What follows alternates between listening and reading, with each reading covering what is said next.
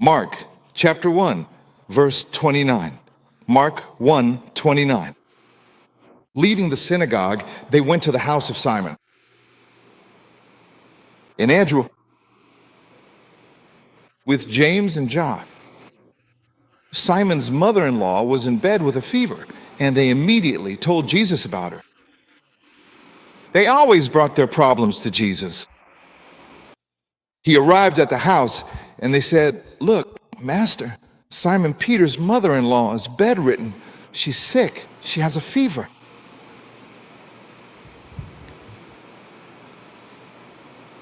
So he went over and took her by the hand. He helped her up, and the fever left her, and she began to serve them. The mother-in-law hadn't asked for prayer, they just mentioned the problem. Wherever Jesus is, problems are solved. Do you agree with me? Wherever Jesus is, problems are solved. He loves to heal. He loves to set free. He loves to prosper. He loves to transform. He loves to renew. Everything God loves is about doing. And when he arrives at the house, they tell him, "Look, Simon's mother-in-law is bedridden." And he came and touched her and raised her up. He didn't say anything. He didn't speak a word. He didn't say anything. He just touched her. That's why when your little child has a fever, if you touch them in the name of Jesus, the one who healed Peter's mother-in-law, in his name, with closeness to him, the fever will leave. So if the fever leaves, what does that mean the fever is? It is a spirit. Oh no, medicine says it's an infection that causes the fever. What causes the infection? Everything that comes from the side of evil is a spirit. The fever left her, but this word here really caught my attention. The fever left her, and she served him. She was bedridden. He touched her. He didn't say anything. He didn't tell her to serve. He didn't beg her to go serve. But it was in the nature of Simon's mother-in-law, of Peter's mother-in-law. It was in her nature to serve. Immediately when he touched her, she got up and went right to work to serve. That's what I want to talk to you about today. Jesus truly wants to give you money so that you can serve him. So you can serve. Jesus wants to give you healing so you can serve. Jesus wants to raise you up and heal you from whatever problem you're going through for one condition, so you can serve. Jesus gives you the wisdom you need so you can serve. The thing is, we're always asking the Lord for something that's not for us to serve. It's for me to solve my own problem. Jesus said that whoever wants to save their life will lose it. If you wanted just to save yourself, that's selfishness. I want God to bless me so that I can be a blessing to others. I want God to transform me so I can be someone who brings transformation. I want God to give me wisdom to know how to help people out of the place they're in. I want to be used to serve in gratitude to the one who took me out of the fever, in gratitude to the one who took me out of poverty, in gratitude to the one who, on the day when there was no hope for my life, came into my life and removed and changed everything. I want to be a vessel for him. I don't want to receive from God just to live my own life. It's not just for your family. It's not just for your relatives. It's for the glory of God. All over the world you can serve. And sometimes, dear ones, we ask and don't receive because we ask wrongly. James says, you ask and do not receive because you ask with wrong motives, to spend it on your pleasures. Maybe your request isn't right. Your request is to spend it on your own pleasures. Of course you should have plaisir. But your heart must first, before your pleasures, be a servant's heart. There's absolutely no problem for Jesus to truly do things for those who genuinely desire to dedicate themselves. Amen. Go to chapter 3, verse 1. Once again, he entered the synagogue. And there was a man there who had a withered hand. They were watching him to see if he would heal on the Sabbath. It was the Sabbath. Jesus went to church. Jesus had no problem going to church. Jesus, from his childhood, from the time he was a boy, Jesus went to church. Pastor, where can you prove that Jesus went to church? Jesus went to church so often that the pastor of the church saw in Jesus the authority to give him the law of Moses, to him to read the word of God. And Jesus took it and read, "The Spirit of the Lord God is upon me, because he has anointed me to preach good news, to give sight to the blind, to set the captives and the oppressed free, and to proclaim the acceptable year of the Lord." He read this in the Bible. To give the Bible to someone, to give the pulpit, to share with someone, it had to be someone who was faithful in the congregation. Jesus was faithful from the moment he was born. He was presented at the temple. From his birth, he was in the habit of going to church. That was Jesus' way. Jesus loved church so much that at 12 years old, he disappeared from among the people. And where did they find him? Where did they find him? Where? At church. They searched for him everywhere. Went to look, he wasn't there. No, he was at church. When you lose Jesus, do you know where he is? At church. When you can't find Jesus alone in your room, come to church. You find Jesus at church. That was good, right? You got that, right? You understood that message, right? You who only like to come for communion and nothing else.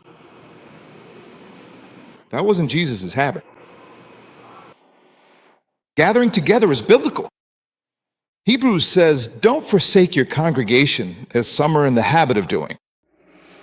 Congregating is good. Every day you learn something new. Today, you're learning here that God wants to do such an extravagant miracle in your life, so that this miracle will make you go to tell others and do it. Did you know my car preaches the gospel? Everyone who looks at my car and thinks it's nice, I tell them it wasn't always like this. I started praying in tongues down by the riverbank, and Jesus chose me for himself and called me. And I didn't know it would be this good. It was Jesus who did it. It wasn't me who did. Let everything within me bless his holy name. Everything that's in us, all the good that's in me, it's Jesus who did it. And everything that's bad is Jesus who's still working on it. Removing it. So like this.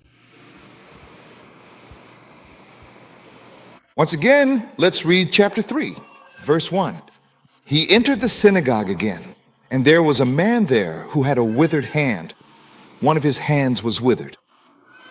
They were watching him to see if he would heal on the Sabbath so they could accuse him, because under the law of Moses, you couldn't do anything on the Sabbath.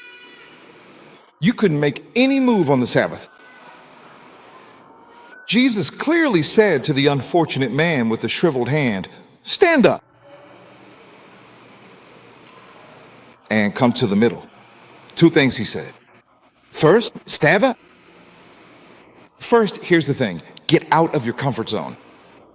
Standing up is taking a stand. Isaiah 60 said, "Arise and shine, for your light has come, and the glory of the Lord is rising upon you." Darkness covers the earth, and thick darkness the peoples. But over you, the Lord is appearing. Get up! No one gets anywhere sitting down. Get up. Jesus, the first command he gave to that man who had a withered hand. Hand means works. That's why Jesus' hand was nailed. So your hand could be set free so you could work. He nailed the hand of the gospel to the cross. So now the gospel could continue through your free hands.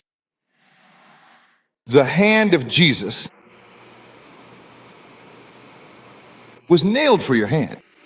And there was a man who had a withered hand. And a man with a withered hand can't work. Do you agree with me? He can't perform good work. And Jesus tells him two things. Stand up. Why did he tell him to stand up? Because he was comfortable. Maybe Jesus is going to heal you from complacency. Who knows? Maybe that would be the greatest miracle today, to heal you from complacency. Pastor, it doesn't mean that I'm complacent. Maybe when it comes to the gospel, you're complacent. And you know what's good for being complacent? When everything is going well. When everything is working out. Did you know that when things are going right, it's actually more dangerous than when things go wrong in your life? When everything is going perfectly, our tendency is to drift away from God. But when everything goes wrong, our tendency is to run to God. So maybe there's some complacency. Staying up. Is everything okay? Rise up in prayer. Is everything okay? Rise up in faith. Is everything okay? Practice the word while everything is going well. Because when things aren't okay, you'll already be prepared for when things aren't okay. Whoever prays on the day, whoever chops wood during the drought, has fire on the day of the storm. Whoever prepares their barns in the harvest season in the right time and sows at the right time. Right. In the time of the storm, he will be ready with his harvest prepared. So Jesus was telling that man, the first word was stand up. And the other word, the second word. Look at what Jesus says clearly. Stand up and come to the center. Please stand up now and come to the very center. Positioning. How are you in the gospel? Are you on the edge?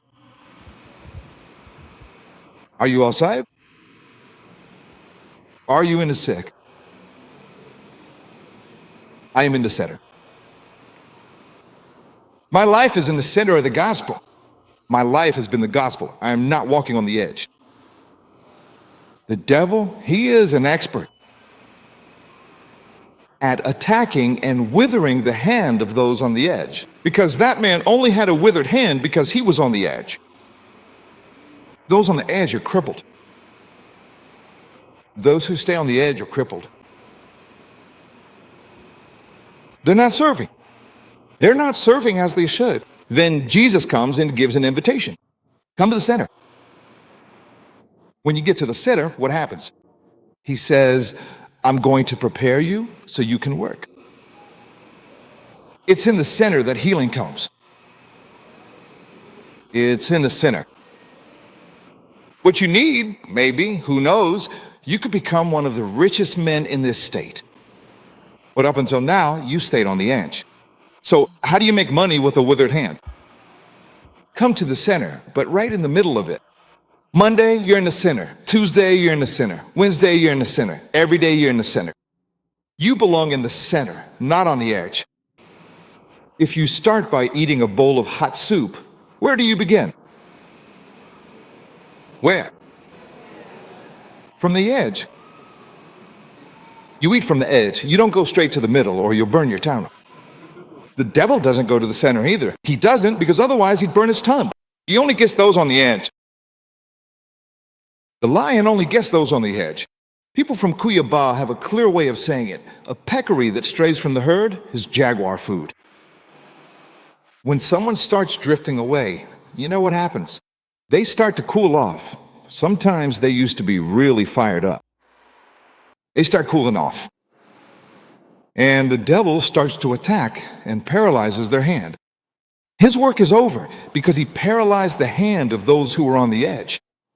So Jesus saw the man and said, "Get up." Did he really need to tell him to get up? He did. Jesus could have walked over to the edge, grabbed his hand and said, "Come here, you're healed." But no, Jesus told him, there are things only you can do. God won't do them for you. Get up. How many times have you decided to pray and then you didn't? You didn't pray? How many times have you thought about fasting? There are believers here, Sister Myrna. There are believers here. There are believers here who are being attacked by the devil all day long, all the time. But they won't fast, not at all. They don't pray. They're on the edge and the devil is attacking them. They start doing things and everything goes wrong. It's like hell inside the company, hell in everything they touch. Why? Because you have to pray, my child. Oh, no, but I want a personal pastor who prays for me. If you find one who prays for you, I want one for myself too. I'll hire the same one you hire if it works. There isn't one, my child. All of us. We can't put off Dre until the moment of our death, right, Mom? All of us. This isn't magic. The gospel isn't something where you have to depend on someone else's life. Don't just stay on the sidelines. When you're in the center, you're on fire. The devil can't touch you. The evil one can't reach you in the center. But we keep hanging around the edge, walking along the edge. And we don't know what's coming in the future.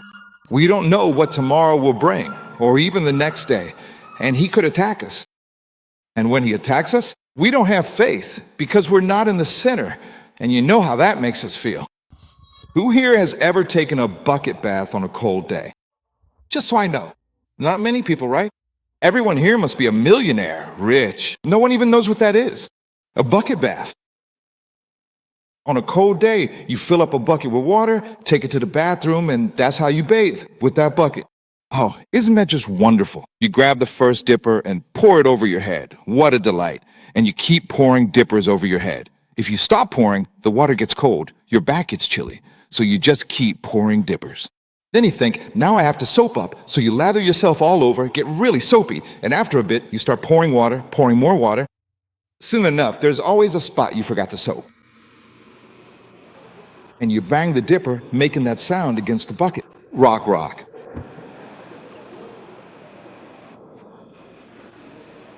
Can you imagine? You're all covered in soap.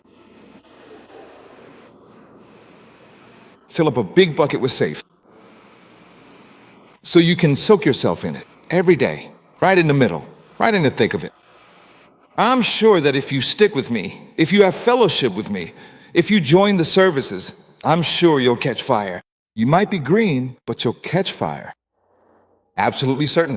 Because for 31 years, every single day, I've been getting warmer and warmer. I'm getting warmer because I'm moving more and more toward the center. Because Jesus healed my withered hand so I could be in the center. It wasn't so I could stay on the sidelines. Who feels it tonight? Do you feel like you have a withered hand? There's something really serious in your life that just won't break through. That just won't break the door. Guys, we keep this hall open all day, every day, from Monday to Monday. This place is open for you to come here and pray. For you to come here and not have to talk to anyone? No, just get on your knees right here and pray. Because maybe at your house, at your job, in your business, you don't have time. There's early morning prayer. There's prayer on Wednesdays. There's prayer on Thursdays. There's special early morning prayer. Come to the center. Let's warm up your heart. You don't know what's coming in the future. Everything might seem fine. We look around and it all looks good, but it's best to seek God when everything is going well. Because when things go wrong, you'll have your bucket full of water. No matter how cold it gets, you'll be able to take hot showers all the time because you prepared enough water. You put firewood under the fire that heated up that water. So maybe you're here tonight and you have a health problem. Jesus wants to heal you so you can serve him.